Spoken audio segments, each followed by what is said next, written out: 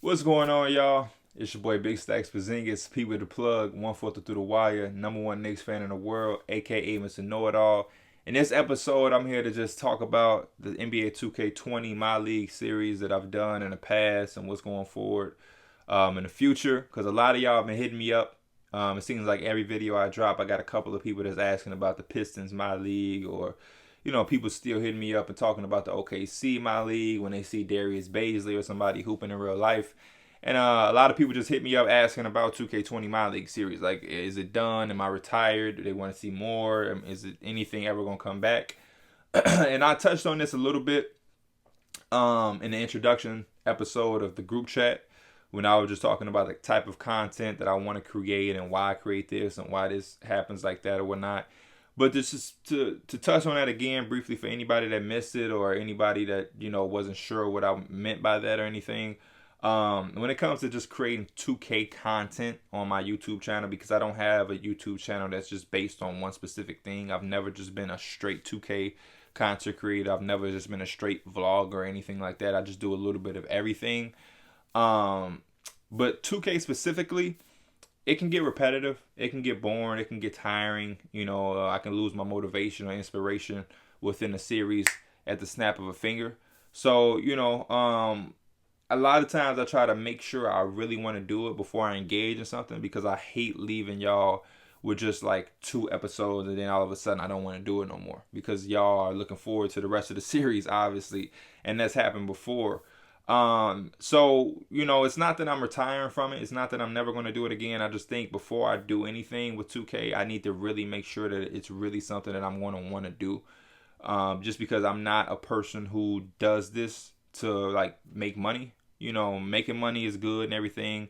And of course, I'm never going to be mad at that. And that's never going to not be something that's a part of it.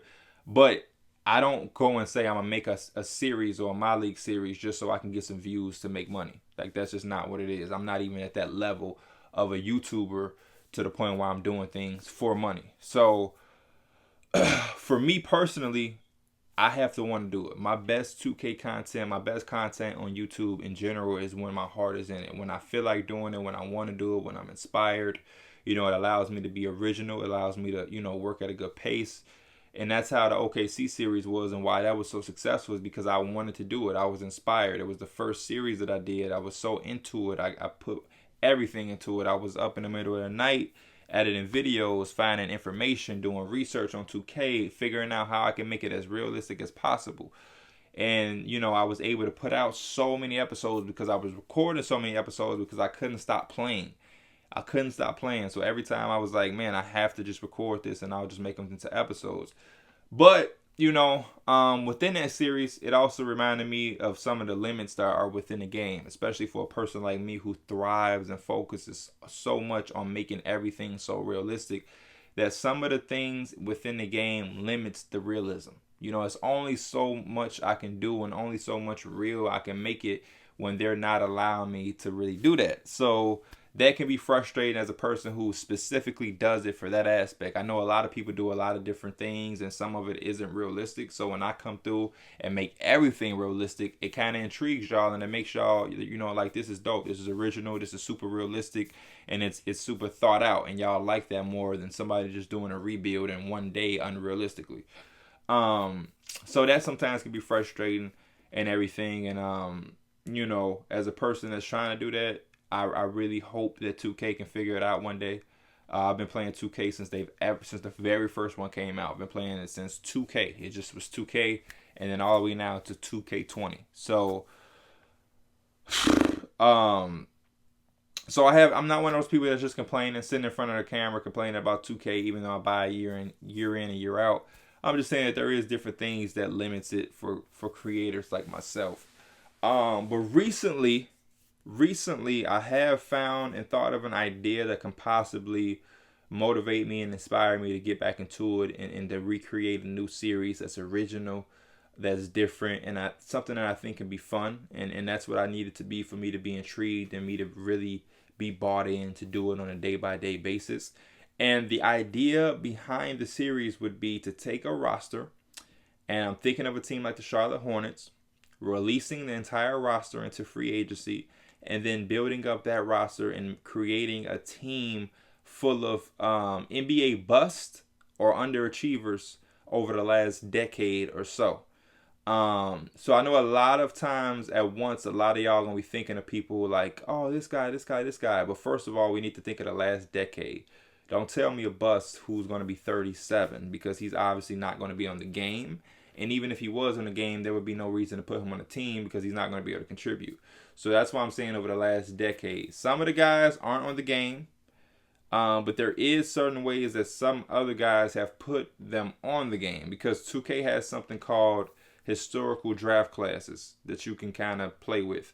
So within those historical draft class, what you would do is you would go to like the whatever tab it is that takes you to the rosters and the draft class and create a draft class.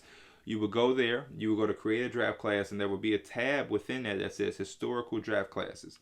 And if you go to whatever year you want to go through, it has the full draft classes year by year since like the 60s. So you can go to 2003 and you'll see LeBron, Melo, Wade. But then there's certain players that don't pop up. Some guys are just not on the game. Like I think Bosch isn't in that draft class or whatever. But then there's certain people on like Operation Sports or you can find on Twitter who go and they create all of the guys that are missing to give you the full rosters or whatever. So there is ways that guys can be in the game, and there's ways that guys aren't in the game, and there's only so much that we can do or whatever, blah, blah, blah, blah, blah. But that's just for people that wanted to know. But there's still a bunch of guys that are busts or underachievers in the game that we can do rosters. I already looked it up to see if there's enough guys. So, for example, we would have a team full of guys like Michael Beasley, because he's in the free agency booth. We would have somebody like Dragon Bender, who's on the Bucks. Marquise Chris. You know, these guys are still very young, but the reason they're underachievers / bust is because they didn't make it to a second contract.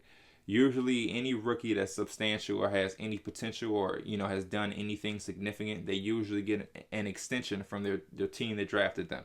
It says a lot about a rookie who enters restricted free agency, gets a new offer or signs with a new team, and their team doesn't match it. Or it says a lot about a team who, you know, let go of their rights to just let them be in free agency and they're not even restricted free agents. And you have a couple of cases like that. Like a guy off the top of my mind is like Mario Hezonja.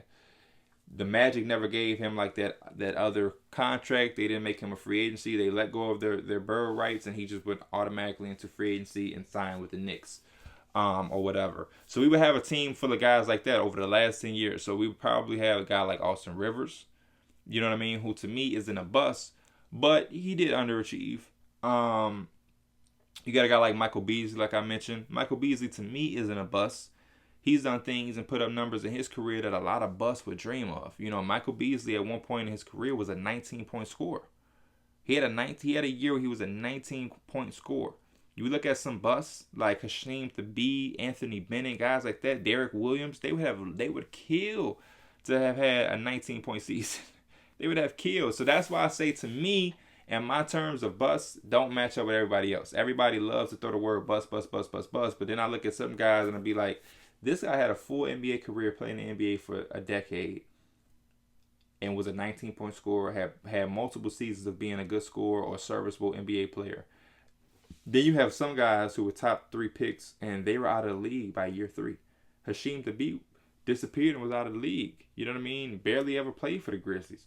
Anthony Bennett bounced around before his next contract and was out of the league and now in the G League, played overseas, all over the place. Those are the definition of a bust, and not guys who were picked highly and never became superstars but were serviceable NBA players like Michael Beasley or like OJ Mayo before he got kicked out of the league. Like, those guys were underachievers, but they weren't busts because they were serviceable NBA players who at times were playing better than your average player. So I want to put a team together full of guys that are busts and guys that are underachievers, like a Michael Beasley, like Marquise Chris, Dragon Bender, Austin Rivers. I would put Josh Jackson in that boat. As of now, he's still very young, but the fact that he started the season in the G League just says a lot about him and where he's going. Hopefully he can turn it around, but as of now, he's kind of headed down that bust route. So I would put Josh Jackson on that team. It's a lot of other older players who have had, I think Jimmer Fredette is in free agency. I would probably put him on there. Nick Stauskas. We could probably put Ben McLemore on the team. I don't know if Thomas Robinson is still in the game. If so, he would be on there. It's a lot of guys that aren't on the game who I wish was on the game, and I'm going to do a lot of research to see if there's any way that I can get them on the game. Because I think of guys like Joe Alexander. I think of guys like OJ Mayo. Underachievers and stuff like that. I think about guys like I'm trying to think. My mind is going blank. I had somebody at the top of my mind real quick. Hasheem Thabit, who I mentioned, he isn't on the game. Anthony Bennett, for whatever reason, because he signed with the Rockets, but for whatever reason, he isn't on the game. So I would love to try to get these guys on the game and get them all on a roster. Some of the most talked about busts or underachievers over the last decade. I would love to put them all on one roster, put them in a my league, have them compete, try to develop them and win games with them, and we would, take a draft class that I have, like with LaMelo, Anthony Edwards, and whatever, and then take myself and put me in the draft class, put Through the Wire in the draft class, and then take about 4 or 5 of y'all and put y'all in the draft class as well, and then put y'all in every draft class from every season that we do going forward, and hopefully we could draft some of y'all. We can maybe draft a Through the Wire guy. We can maybe draft me, create my son, what would be my son, and do things like that just to make it fun and original. See where some of y'all go.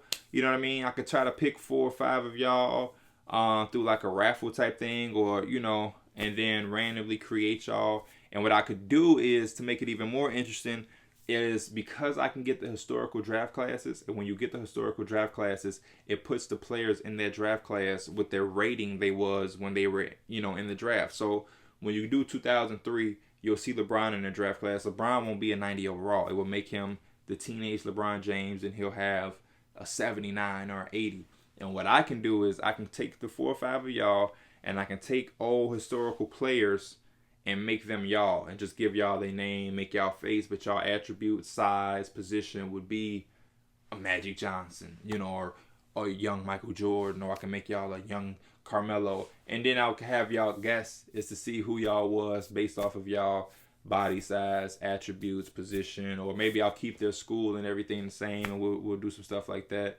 But that's kind of what I've been thinking lately with that idea. I have no timetable on it. I don't want y'all to think that I'm putting this out and that means the next episode is going to be there tomorrow. You know what I mean? I'm going to kind of go off y'all feedback, see how y'all feeling it. I know y'all going to love that draft idea that I had, putting Through the Wire in it, putting y'all in it, and making it, much more relatable and engaging with y'all even more to another level. So I know y'all going to like that. But yeah, that's just really everything I have to say about my content when it comes to 2K. Y'all can expect more Through the Wire behind the series. Y'all can expect Coach P. Y'all can expect the group chat. All 3 of those things are going to be videos that I'm going to do weekly. So every week you'll get a Coach P. Every week you'll get Through the Wire behind the scenes. Every week you'll get a group chat video. As far as the My League and 2K content, I can't say how consistent y'all will get. Again, my heart has to be in it. I have to want to do it, because when I want to do it, that's when I create the best stuff for y'all to watch and enjoy. But we'll see going forward. Y'all give me feedback in the comments. Let me know what y'all think of the idea. Anything that y'all can think of to help enhance my idea or take it to another level, feel free to drop it in there. I hope to hear from a lot of different, perspectives and a lot of y'all. And, hopefully it can be something that we do. I appreciate y'all watching as usual. If you're new, like, subscribe. Make sure y'all comment, interact with the other comments, and I'll see y'all soon. Big Stacks out.